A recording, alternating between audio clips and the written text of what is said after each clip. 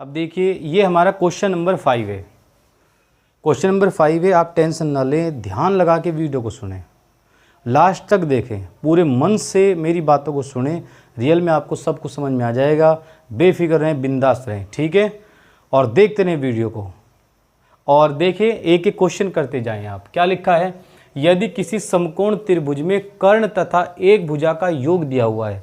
समकोण त्रिभुज में, तो मैं एक समकोण त्रिभुज बना देता हूँ। ये देखिए आप, ये मैंने एक समकोण त्रिभुज बना दिया और इसका मैंने नाम लिख दिया ABC। इस समकोण त्रिभुज में कर्ण तथा एक भुजा मैंने लिख दिया कि माना कर्ण H तथा भुजा X है। अब मैं आपको एक बात बता देता हूं, जो कर्ण है वो क्या है यहाँ पर AC, तो AC को तो मैंने मान लिया H, और जो भुजा है इसमें आपकी इच्छा है, आप चाहे तो AB मान लो, आप चाहो तो BC मान लो, तो मैंने BC को मान लिया X। तो आपको ऐसे मान करके सबसे पहले चलना है, एक बार कर्ण मानना है और एक भुजा माननी है। तो मानने के बाद फिर क्या होगा, जैसे आपने इसको X मान लिया है, ठीक है। अभी एक सेकंड बस, यहाँ पर इसने आपने X मान लिया, तो आपको पता होना चाहिए ये भुजा कितनी हो जाएगी। ये हो जाएगी √H² माइनस X², क्योंकि आप जानते हैं कर्ण पर बना वर्ग शेष दो भुजाओं पर बने वर्गों के योग के बराबर होता है, तो उस हिसाब से ये √H² माइनस X² हो जाएगी। अच्छा, उसके लिए फिर हम लेके चलेंगे, देखो क्या लिखा है, कर्ण तथा एक भुजा का योग दिया है, तो इसका मतलब हम इनका योग भी करना पड़ेगा। दिया है, क्या दिया है, कर्ण H और भुजा X का योग। देखो जब भी किसी क्वेश्चन के अंदर, इससे पहले वाले में भी उसमें ऐसा लिखा हुआ था कि इनका योग दिया है, क्षेत्रफलों का योग दिया हुआ है, तो जो योग दिया हुआ होता है तो वो दिया हुआ आप मेरे नाम के हिसाब से माने, K के हिसाब से, तो H + X = K। जब आप इसको K मान लोगे तो H का मान यहाँ से आ जाएगा K - X, और इस बात को यहीं पर छोड़ दीजिए। उसके बाद आप देखें क्या कहता है, त्रिभुज का क्षेत्रफल, तो हम लिखते हैं त्रिभुज ABC का क्षेत्रफल। क्षेत्रफल को मैं S मानता हूँ, 1/2 आधार इंटू ऊंचाई बराबर S बराबर 1/2 आधार है X और ऊंचाई है इसकी √H² माइनस X²। ये ध्यान रखें, ये कहाँ से आया, कहीं से नहीं आया, कर्ण पर बना वर्ग, इसका वर्ग बराबर इसका वर्ग प्लस इसका वर्ग। अब आपको ये ज्ञात करना है, तो ये किसके बराबर होगा, H² माइनस X² के। अच्छा, अब चलिए इसका वर्ग कर देते हैं ताकि √ हट जाए। तो जैसे आप वर्ग करते हो तो S² बराबर हो जाएगा X²/4 और इसका √ हट जाएगा, यहाँ आ जाएगा H² माइनस X²। आगे भी सरल करते हैं, हम S² को ना Z मान लेते हैं। मैंने पहले ऐसे कई बार मान चुका हूँ, S² बराबर Z माना। जब हम वर्क करते हैं, लोग लेते हैं, तो ऐसे मान सकते हैं। अच्छा, यहाँ पर क्या आ जाएगा, X²/4 इंटू, देखो यहाँ क्या लिखा है, H²। H का मान क्या है, देखो यहाँ लिखा हुआ K - X, तो मैंने यहाँ लिख दिया K - X का होल स्क्वायर माइनस X², ये यहाँ पर रख दिया। अब मैं इसको थोड़ा सा सरल करता हूँ। सरल कैसे, देखो आप, यहाँ लिखूंगा मैं X²/4 और इसका होल स्क्वायर खोल दो, K² + X² माइनस 2KX, और ये वाला आ जाएगा माइनस X²। X² से X² कट जाएगा, मान क्या बचेगा, इस बात को जरा ध्यान दें आप। यहाँ पर ये बच जाएगा, मैं नीचे देख लूँ, नीचे तक दिखाई तो दे रहा है ना, हाँ बिल्कुल सही है, एक लाइन और आ जाएगी यहाँ पर। तो मैं यहाँ लिख दूंगा X²/4 इंटू में आ जाएगा यहाँ K² माइनस 2KX, और इस X² की गुणा अंदर कर दो, 4 तो भले बाहर रहने दो आप। तो Z बराबर ये हो जाएगा, ये X² के अंदर गुणा कर देंगे तो 1/4 बाहर रहेगा, X² की गुणा K² में होगी तो ये हो जाएगा K² X² minus 2KX⁻3, 2KX⁻3। आप चाहो तो इसमें से K भी कॉमन ले सकते हो, जैसे हम K कॉमन ले लें तो K/4 बाहर हो जाएगा और यहाँ हो जाएगा KX² माइनस, और चाहे काम करते हैं X भी कॉमन ले लेते हैं साथ के साथ, और X क्या, X² कॉमन आ जाएगा तो यहाँ बाहर आ जाएगा KX², और यहाँ से क्या बच जाएगा K - 2, K तो कॉमन चला गया और यहाँ पर X, इस टाइप से बच जाएगा Z बराबर। अब आप क्या लिखोगे, ये सारा कुछ Z के बराबर हो गया। अब हम यहाँ लिखते हैं Z के सापेक्ष, सॉरी X के सापेक्ष अवकलन करने पर। तो जैसे ही आप X के सापेक्ष अवकलन करते हैं तो होता क्या है, ध्यान देंगे आप, इसका अवकलन करें आप, dZ/dx, 1/4 बाहर रहेगा। देखो इसका अवकलन K पर ध्यान नहीं देना है, X² का अवकलन क्या होता है, 2K² X, 3 गुण आगे हो जाएगी 6KX², ये हो गया अवकलन। देख कितना आसान है। क्या कॉमन आ सकता है? एक तो 2 कॉमन आ जाएगा, एक k कॉमन आ जाएगा, एक x कॉमन आ जाएगा और बटे में 4। 2 कॉमन चला गया, k कॉमन चला गया तो एक k यहाँ बच जाएगा, x कॉमन चला गया यहाँ पर बचेगा 3 और k कॉमन चला गया यहाँ पर बचेगा x। 2 से 4 कट जाएगा। फिर हम लिखेंगे उच्चिष्ट तथा निम्निष्ट के लिए। अब इसके लिए अपन क्या करेंगे, dz upon dx equal to 0। इसको हम 0 के इक्वल रखेंगे। तो जैसे हम इसको 0 के इक्वल रखेंगे तो देखो हमारा आंसर क्या आ जाएगा, ये हो जाएगा kx बटा 2 और यहाँ बड़े कोष्टक में k माइनस 3x बराबर 0। तो इससे ये तो पूरा 0 हो जाएगा, यहाँ से आ जाएगा x बराबर 0, यहाँ से क्या आएगा k माइनस 3x बराबर 0। तो यहाँ से x का मान आ जाएगा k बटा 3 और डब्बे में रख दो, इसकी हमें विशेष जरूरत पड़ने वाली है। सबसे पहले तो देखो आपने x का मान ज्ञात कर लिया k बटा 3। अब आप h का मान ज्ञात करो। यहाँ से देखो यहाँ पर क्या लिखा है, h बराबर k माइनस x। तो यहाँ से हम h का मान ज्ञात करते हैं k माइनस x, तो k माइनस k बटा 3। जब आप k में से k बटा 3 घटाओगे तो आएगा 2k बटा 3। तो देखो h और x का मान आपको पता चल गया। हम ये भी लिख देंगे कि माना ये जो कोण, चलो छोड़ो ये तो बाद में कर लेंगे अपन, इसकी कोई ज़रूरत नहीं है। पुनः एक बार फिर अवकलन करते हैं, पुनः x के सापेक्ष, क्योंकि हर बार आपको 2 बार अवकलन करना है। तो पुनः x के सापेक्ष अवकलन करने पर, तो जैसे आप 2 बार अवकलन करते हैं तो इसका वापस अवकलन करें तो क्या आ जाएगा, d square z upon d x square equal to 1/4 यहाँ आ जाएगा। और देखो 2k स्क्वायर x का अवकलन हो जाएगा 2k square minus 6kx square, तो 6 को ये हो जाएगा 12kx। अभी आप ये नहीं कह सकते कि ये पॉजिटिव है या नेगेटिव है, आपको क्या करना पड़ेगा, 2k square minus 12kx, x का मान क्या है k बटा 3, यहाँ लिख दो इंटू k बटा 3, तो 3 चौक 12, k इंटू k स्क्वायर, ठीक। तो 1/4 2k square minus 4k square. अब 2k स्क्वायर में से 4k स्क्वायर जाएंगे तो कितने बचेंगे, माइनस के 2k स्क्वायर बटा 4 लेस देन 0। तो लेस देन होने का मतलब अधिकतम होना, और देखो क्षेत्रफल अधिकतम है इसलिए त्रिभुज का क्षेत्रफल अधिकतम है, इसलिए त्रिभुज का क्षेत्रफल अधिकतम है, अधिकतम है। अच्छा आसान है, कोई इतनी डिफिकल्ट बात नहीं है। जब त्रिभुज का क्षेत्रफल अधिकतम हो जाए तो आपको यह भी सिद्ध करना है कि यदि इन भुजाओं के मध्य कोण π/3 है, किन भुजाओं के, कर्ण के, और जो भुजाएं दी हुई हैं, कर्ण दिया है और भुजा दी है, तो इसके बीच का जो कोण है ये c है, इसका मान जो है वो कितना है π/3। तो हम यहाँ पर लिख देते हैं कि कोस थीटा बराबर, अब बात ये आ जाएगी सर आपने कोस थीटा क्यों लिया, साइन थीटा क्यों नहीं लिया, क्योंकि कोस थीटा बराबर होता है आधार बटे कर्ण। अब इसमें चूंकि हमें भुजाएं आधार और कर्ण ही दी हुई हैं तो हम कोस थीटा लेंगे, तो यहाँ पर ले लेंगे हम कोस थीटा बराबर x अपॉन h, आधार बटे कर्ण।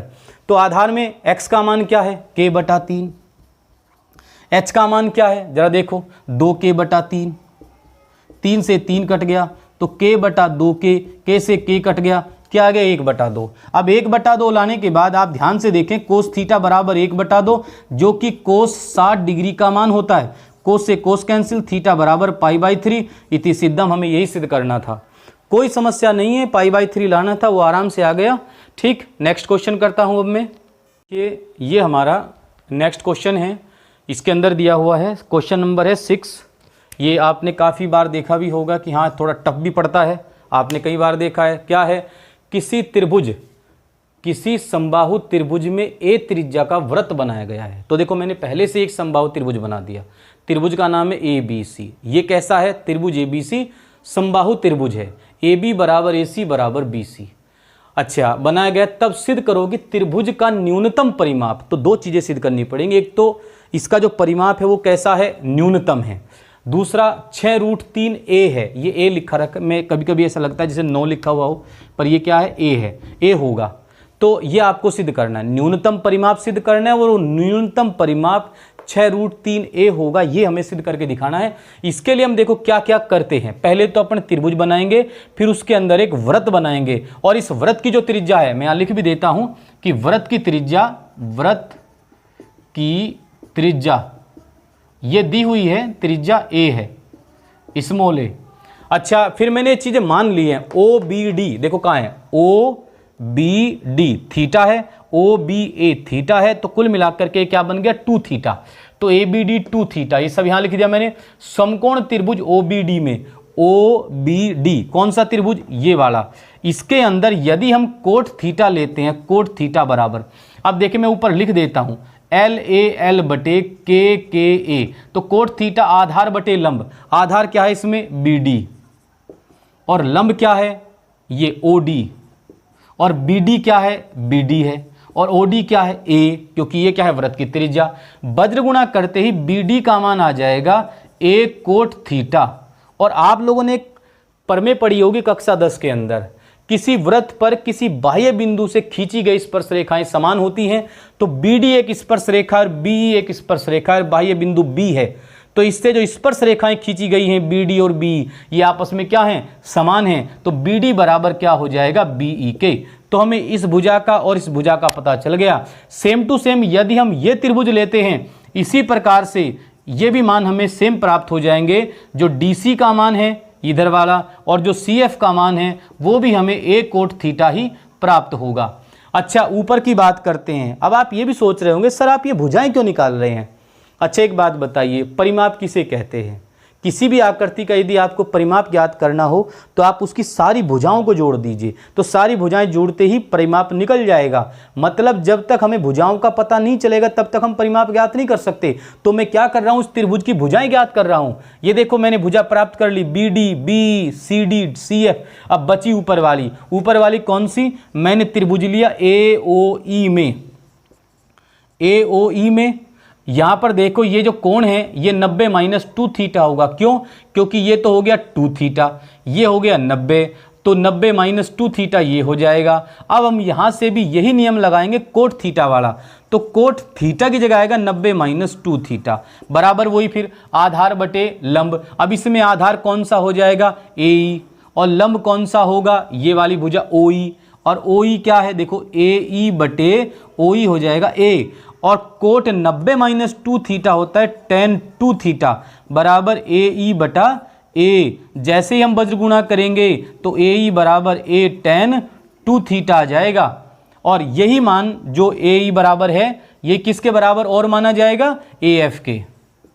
अब देखो त्रिभुज ए बी सी का परिमाप, अब देखिए इस त्रिभुज का परिमाप क्या हो जाता है। परिमाप होता है सारी भुजाओं का योग, और इंग्लिश में बोलते हैं पैरामीटर, इसलिए पी से प्रदर्शित कर सकते हैं। और यहाँ पर भुजाएं कौन कौन सी आ जाएंगी, यहाँ पर भुजाएं आ जाएंगी A B plus B C plus C ए।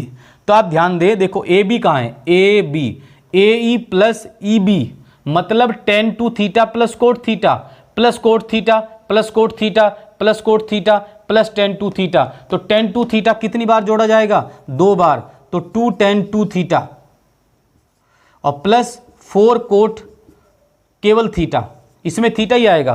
क्योंकि आप देख लें यहां पर जो अलग अलग पार्ट दिए हुए हैं, बिल्कुल वीडियो सही चल रही है, यहां पर देखिए ए कोट थीटा है, तो ए कोट थीटा 1 2 3 4 जगह है, और tan 2 थीटा 1 और 2 2 जगह है, तो ये 2 जगह आएगा, ये 4 जगह आएगा, तो टोटल ये योगफल हो जाएगा।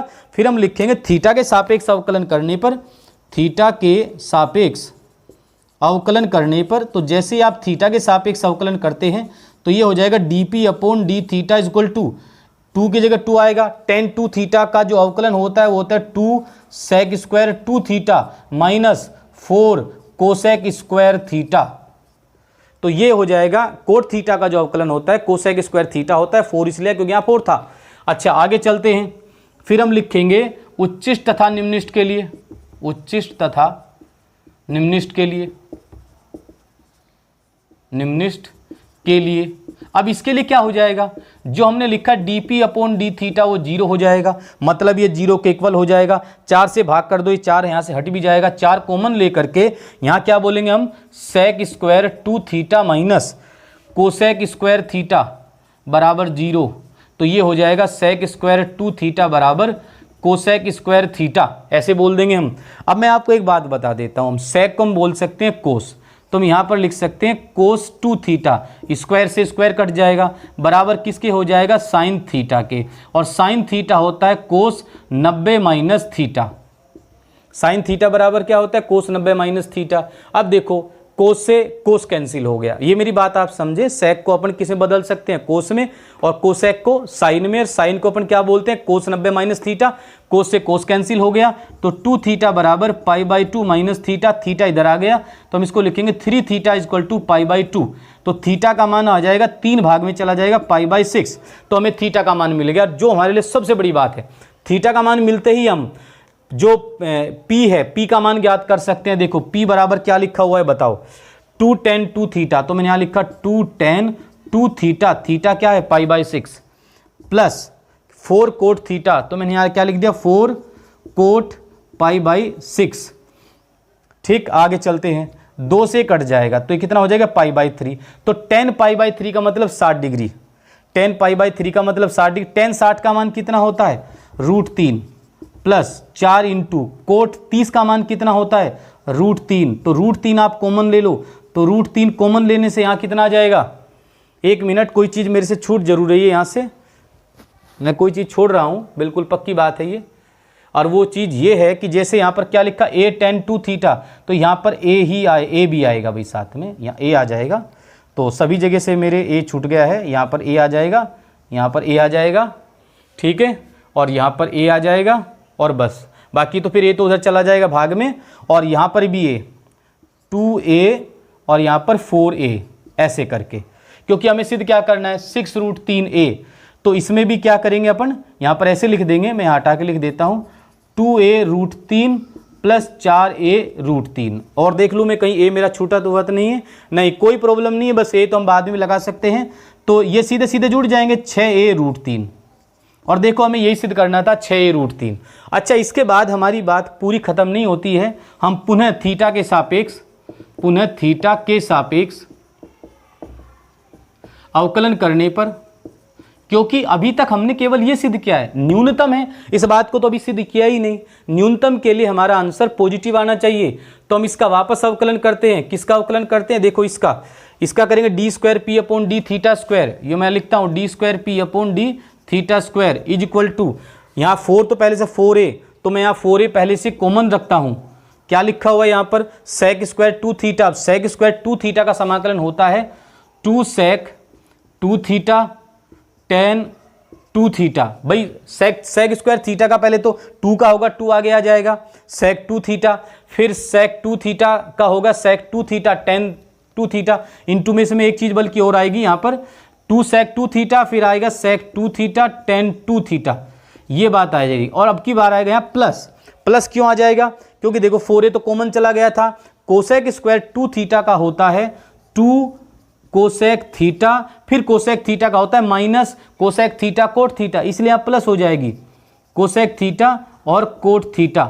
अब आपको मैं एक बात बता दूं, थीटा बराबर π/6 पर d²p/d θ² हमेशा 0 से बड़ा ही आएगा। क्यों आएगा, क्योंकि सारे मान कैसे हो गए, पॉजिटिव हो गए, क्योंकि आप बताओ नेगेटिव कहाँ है, और थीटा क्या है π/6 मतलब 30 डिग्री, और 30 डिग्री पर सेक कोसेक सबके मान पॉजिटिव होते हैं, इसलिए पूरा मान कैसा आएगा, पॉजिटिव। और हम लिख देंगे इसलिए त्रिभुज का परिमाप न्यूनतम है।